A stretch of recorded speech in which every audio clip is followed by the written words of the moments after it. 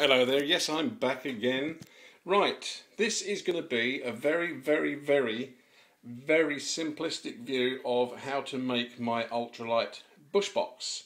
These are the tools that you can use. You're going to need a Stanley knife, a steel rule, a folding windshield, some sort of marking implement. There's just a Sharpie, but you can use anything you like. A pair of tin snips or a pair of scissors. Yes, you can cut this stuff with a pair of scissors, even tiny ones such as you find on the old multi-tool. Now, with all of this, you're going to make that. Simple, isn't it? Okay, first of all, let's just move this away. Lots of noise, just like Blue Peter. Folding windshield. If you've got a folding windshield, here's a bit of information for you, and you see these funny shaped hooks on the end, you'll notice there are no hinge parts here. This is so that when you put your windshield on the ground, you push down and the leg can be stabbed into the ground. Okay, that's why there are no hinges up here. So this piece here, this is your ground peg. Just for a bit of information, if you've got one of these windshields and you always wondered, why the hell did they do that? Alright, that's your ground peg. That secures your windshield to the ground to stop it blowing over, because let's face it, it's a windshield, that's why you've got it. Now, when you get your windshield, this one here is about 4 inches wide. It's a fraction under, but you know, what can you do? You can't really see the graduation, it's such an old thing, I've had it a while. It's about 4 inches across. You decide how tall you want it. Alright, I wanted mine about there. So as you can see, I cut off the bottom 2 hinges. Big tip for you here. To make it easy for measurements, these hinges always line up. So if you want to measure something, like I did, keeping it simple, go across from hinge to hinge, and not only will you have a straight line, you'll have the same measurement wherever you go without the need to actually measure. Alright, so how do we get started? Well, the easiest thing to do is to separate your sheets, okay, by simply pulling out the pin. That's easier to do with 2 hands. So 1 second, everything will go blank. Noise in the background, yes I know. Terrible, but what can you say? Right, I'm back. I have now removed the pin. This pin, do not cut it, do not throw it away. This will become your ground stake and your pot holder. So now we have our sheet. Now, it's quite important when you do this that you remember which way round these hinges go. Alright, always keep them in the same orientation so that when you've cut it all and it all goes together, alright, when you put it together you're not out of line with your hinges. Alright, so always keep your hinge plate around the same way when you're marking out whatever. And remember, one's opposite, like the 2 with slots in, okay, they have to be on opposite plates, so they will fold up and face together. Just a quick tip for you there. Trial and error is always a good thing. These are very cheap off of eBay, these windshields, I don't know, 3, 4, 5 quid depending on which one you choose. Now, first things first, let's get to these. The steel wire. As you can see in mine is bent at 90 degrees at the top, comes through acting as the hinge, and then becomes the support leg which stabs into the ground. How simple is that? You see, stab in the ground, firms it up, something beautiful, and then becomes your pot stand. Easiest way I did with this was to get something, like I said, I don't like to measure things, I like to be able to simply do it, and what I chose was the distance between there and there. I simply opened up the jaws, put this in to that distance, and folded it 90 degrees, boom, just like that. I can't do it with 2 hands, with 1 hand, sorry, but you have to get the idea. Like I said, you grip it with your pliers, and then simply bend it until it becomes 90 degrees, and you end up with that. That's all you need to do to those. Once you've done it, just do all 4 exactly the same, and that's it. That's your 4 legs complete. One panel you hardly have to touch at all. Now, as you can see, I put these scallops in because I'm like that. Nothing, you know, nothing's ever quite right for me, which is why I end up building a lot of my own stuff. I put the scallops in. You do not need to. If you want to keep it square-edged, absolutely fine. If you look at the original bush box, I think you'll find that square-edged as well. I believe that when I put the scallops in, I don't actually need to drill holes in it because of course air can pass through the scallops. Now the scallops themselves, very simple to do. Again, you take a measurement and look at this. I lined it up from the top of the hinge and I took just an ordinary measurement there, but if you see the top of the rulls on that hinge, the bottom of the rulls on that hinge, that gives me a line. I mark a line. I do the same the other way round. Boom. Okay. You can see where they line up. Now once you've done that, then you've got the bottom of the hinge, top of the rule, bottom of the rule, line. Once you've made your line, it's time to get your scissors out. And with your scissors, you will cut. Now here's one that I can show you some marks on. There's the line for the fire slot, which actually goes in the side piece, not in the front piece.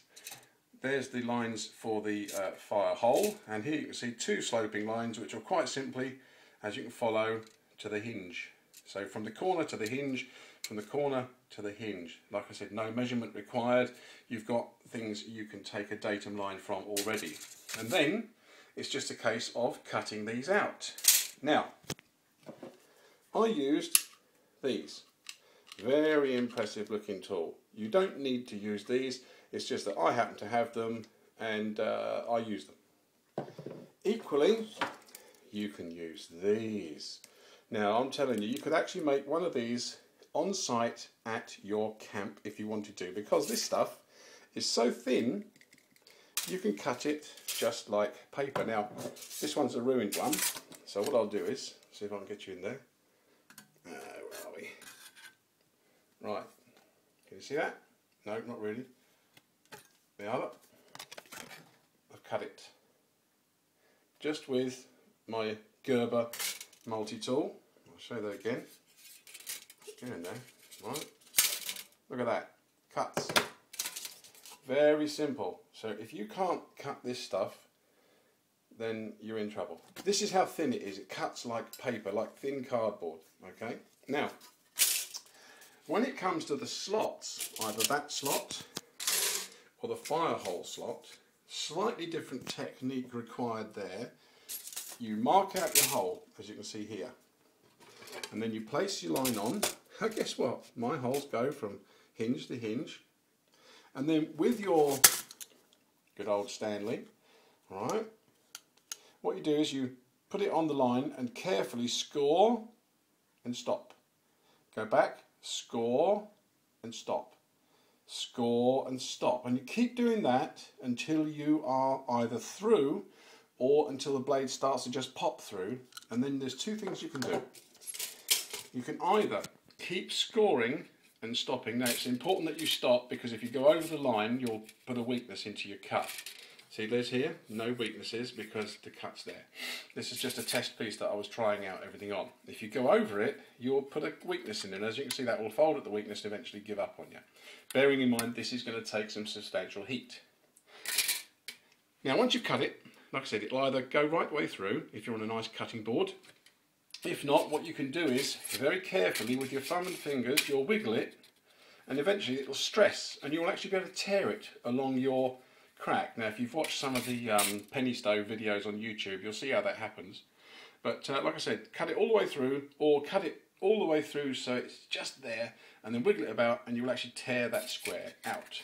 So once you've marked out all of your cuts and you've made your cuts, if you're putting those in, that's great. That's just snip snip, two cuts that join, pop, out comes a triangle. Same thing at the top, two cuts that join, pop, out comes a triangle. Cut the square. Okay, now on this one you'll see I left a bit more meat at the sides, because I did notice this one here was very thin and flimsy, so you know I left a little bit more meat at the sides on that one. But that's your feed hole, so that's where you throw your twigs and sticks, or indeed where you throw your sparks down if you're going to light your trengia. Right, so have you got it so far? Clear as mud? Yeah, okay. Now we come to the slots. Now the slots are where you are going to put your burn tray or your burn shelf or whatever it is. Now my first Mark 1 burn tray was like this. It was simply the offcuts from the bottom of my my windshield, which I put two thicknesses together and then slotted the steel through the hinges to pin them together. You can just see it sticking out there. Now that makes a nice firm tray, but it's not quite big enough, because when it goes through the slots, there's a little bit of flippy floppiness in there, and even with the thing pegged in the ground, I didn't like it. So the interim measure that I did, that you saw in the original video, was this little round steel tray, which I tested out. Much better, much firmer, it's larger, and when it's in the slots, it's actually a tight fit, so it puts pressure on the machine, which keeps everything tight. A little bit of tension keeps everything tight, and it sticks in the either side, 1, 2, and then that's what keeps it in place. When it's pegged in the ground, nothing's moving. Once you have made your cuts, okay, you simply slide your sections back together, okay, with your 3, and that leaves you with your now foldable stove. The final leg, of course, the 4th leg, which is in there, you use to put all the sections together. All right, you simply fold it over, slide it in, okay, and once you've done that, it will open up like a box, as you've seen. Once you've opened it as a box, like this, that's when you put in your tray, okay, because the tension will then hold the tray in. If you try and put it in while you're doing this up, all that's going to happen is it's going to keep falling out and you're going to get pissed off really quickly. Okay, so then once you've done that, your stove is done and ready to use. These slots, incidentally, are made in exactly the same way as the burn hole. You just mark your line and score, stop, until you can cut out your little slot. If you've got a set of mini files, you can cut out a thin slot and then file it out to that size. What I actually used was one of these sharpening stones, because that's a very nice handy flat file. I used this to smooth off all of the edges where I'd cut it, take off any burrs, because you know who's going to get caught on a burr and a sharp edge? You are. Okay, so it's in your interest to take those off as and when you do it. So like I said, just take the sharpening stone. It's a diamond sharpening stone, you're not going to hurt it, it's aluminium after all. And I did that, and then I put it through the slot, rubbed it backwards and forwards until that slot was nice and square, and that's how I formed that. You see? So, you don't have to have the cuts, but I recommend you put them in, because that will aid airflow. There's plenty of airflow through it anyway, because that bloody great hole there. I was going to drill holes in the top of it, but then when I did the burn test and I realised there's plenty of air getting to it anyway, this is brilliant, because it actually acts like its own windbreak, if you like. So when it's burning, the wind can't blow it out because it's inside its own windbreak. So that was a very, very, very quick, easy tutorial on how to make my lightweight stove. Like I said, it works. You've seen it working. I'm going to do a wood burn test on it so you can see it working without a transient. You can see it with actual wood stoves in it. And then, like I said, it'll do. It'll do until I can afford to get myself a proper burn box, a bush box, sorry. And if you want to make it, there it is. Now this video is a how-to video, and it's also a video response, you see, so I'm going to use this as my video response on Teach Me Something. Oh hello, siren's going off. So that's it, this is a 2-in-1 video. You know I like to do lots of things. So there we are. From this, cut down to this, attached to the rest. Put them together, and what have you got? An ultralight burn box, which, like I said, it won't last forever. It's only a bit of fun, but it's nice to make. But it will give you an ultra lightweight bush box. So there we go. I hope it was okay as a VR, and I hope it was okay as a tutorial.